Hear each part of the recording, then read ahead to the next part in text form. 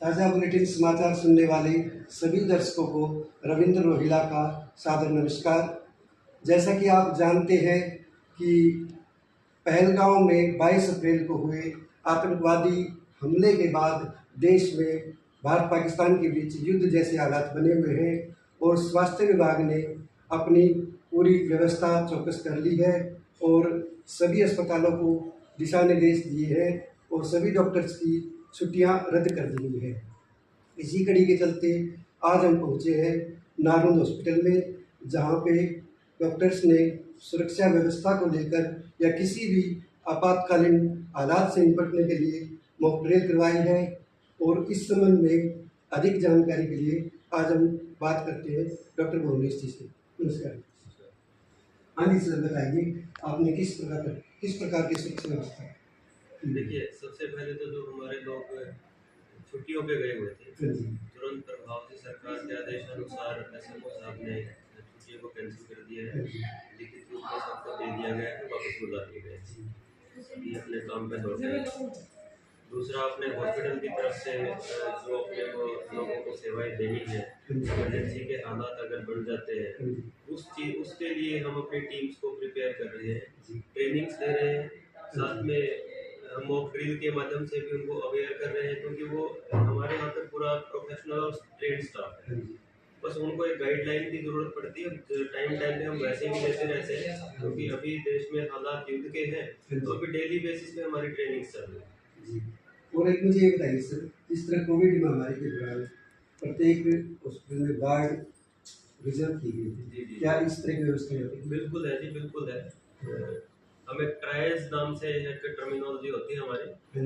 कभी भी हमें लगता है कि कहीं पे कोई इमरजेंसी कैजुअलिटी हो गई है, वहाँ पे जब हमारी टीम पहुँचती है, सबसे पहले तो मौके पे ही हम ट्रायल्स मतलब छटनी के माध्यम से मरीजों को अलग कर लेते हैं, किसको सबसे ज्यादा जरूरत है, किसको सबसे कम जरूरत है।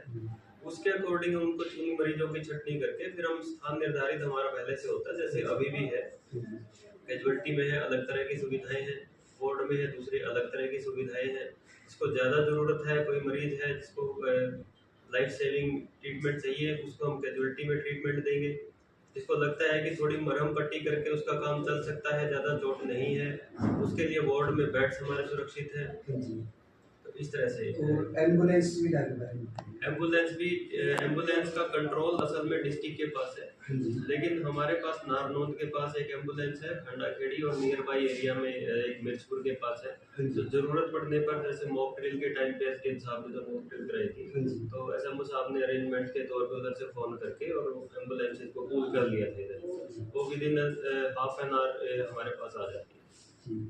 और सीएम साहब ने 48 घंटे के अंदर हर गांव में सायरन लगाने के आदेश दिए। जी। उसी तरह की उसके अनुरूप क्या कोई ऐसी व्यवस्था आपके नजर में देखना है? ये प्रशासनिक कार्य है जी, प्रशासन को देखना है। हमारा तो मेडिकल फील्ड का एक रहेगा, हमारे वहाँ तक हमारा एक वो रहता है काम करने का दायरा, उसके अंदर हम अपनी पूरी कोशिश करेंगे, लोगों को असुविधा ना हो किसी भी तरह की। अपनी तरफ से जितनी हम ज़्यादा से ज़्यादा सुविधाएं यहाँ पे देंगे। और ऑक्सीजन सिलेंडर की व्यवस्था की हमारे पास है जी, ऑक्सीजन सिलेंडर पूरे हैं, अवेलेबल है? हाँ जी बिल्कुल है। और ज़्यादा की ज़रूरत पड़ती तो कहाँ से मिलता है? जो नियर बाई अपने जो ब्रांच है? हाँ जी पूलिंग भी एकदम से जरूरत पड़ने पर पूलिंग भी हो सकती है। हमारे पास एनफ है, इतना ऐसा मौका आएगा नहीं कि हमें बाहर से उठाने पड़े, पहली बात। फिर भी ये लगता है कि बहुत बड़ी मास कैजुअलिटी होगी, तो उस केसेस में फिर इधर पूलिंग भी हम कर लेंगे और डिस्ट्रिक्ट के माध्यम से भी मदद हमें जल्दी से जल्दी। सुरक्षा व्यवस्था के हिसाब से आपने पूरे इंतजाम हमारी तरफ से है। और अभी पीछे जो है ये सुनने को मिला था कि 11 नए डॉक्टर की, तो क्या कितने नए आए हैं? 11 तो नहीं आए हैं, 11 में से 6-7 ही डॉक्टर आए हैं, जो कि जिसमें से ज़्यादातर अभी डिस्ट्रिक्ट के पास है। ज्वाइनिंग यहाँ पे कर ली थी उन्होंने, उसके बाद काम की ज़रूरत के हिसाब से एक को हिसार में लिया हुआ है सिविल सर्जन ऑफिस में, एक बास गए हुए हैं, एक जेल ड्यूटी में गए हुए हैं। इस तरह से वो डिस्ट्रिक्ट हिसार के पास ही है। लेकिन हमारे पास भी यहाँ मैन पावर की अभी कोई कमी है नहीं। अगर लगेगी कभी हमें ज़रूरत पड़ रही है तो हम हमारे डॉक्टर्स को फिर वापस सिविल सर्जन मैडम भेज देंगे। इसके अलावा इमरजेंसी के लिए कोई जैसे मोबाइल टीमें भी गठित की गई?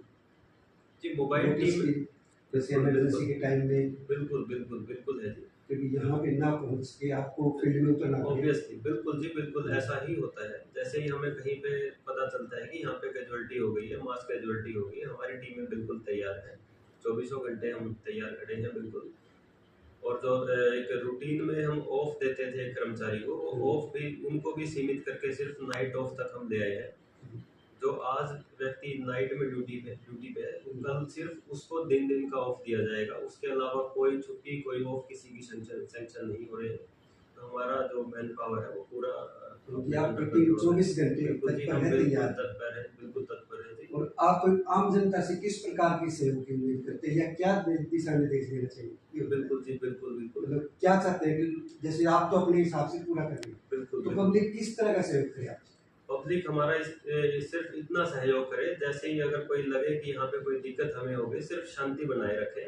आगे का काम करने में हमारी टीमें, हमारे जितने भी मेंबर्स हैं, स्टाफ मेंबर सारे सक्षम है, सारे ट्रेंड हैं। हम मैनेज कर लेंगे। मेडिकल कोई भी सुविधा हमें देनी होगी, हम बड़े अच्छे से लोगों को देंगे। सिर्फ शांति व्यवस्था बनाए रखें और अफवाहों से बचे रहें और हमारी टीमों के ऊपर भरोसा करें। आप 24 घंटे पब्लिक हम बिल्कुल तैयार हैं, बिल्कुल किसी भी स्थिति से निपटने के लिए मेडिकल की तरफ से बिल्कुल टीमें तैयार हैं। धन्यवाद।